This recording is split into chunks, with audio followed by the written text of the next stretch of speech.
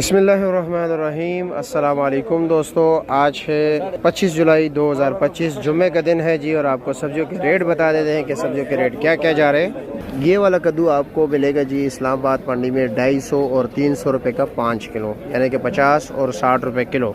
काली तोरी का रेट चल रहा है जी आज 900 साढ़े 900 रुपये दड़ी, यानी कि 180 190 रुपये किलो। करेले का शापर बिक रहा है जी 600 साढ़े 600 रुपया, 7 साढ़े 7 किलो वज़न है। और मटर अच्छे वाला चल रहा है जी 400 रुपये किलो, 2000 रुपये का 5 किलो। और इसमें ये जो लंबे वाला है जी ये 2500 रुपये का 5 किलो, यानी कि 500 रुपये का 5 किलो जी। 500 रुपये किलो, 2500 रुपये का 5 किलो। और बैंगन का रेट चल रहा है जी 1000 1100 और 1200 रुपये दड़ी।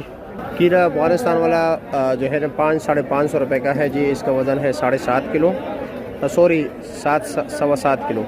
फ्रेश बीन का रेट है जी 1200 और 1300 रुपये दड़ी। गोल कद्दू का रेट चल रहा है जी 1100 साढ़े 1100 रुपये दड़ी।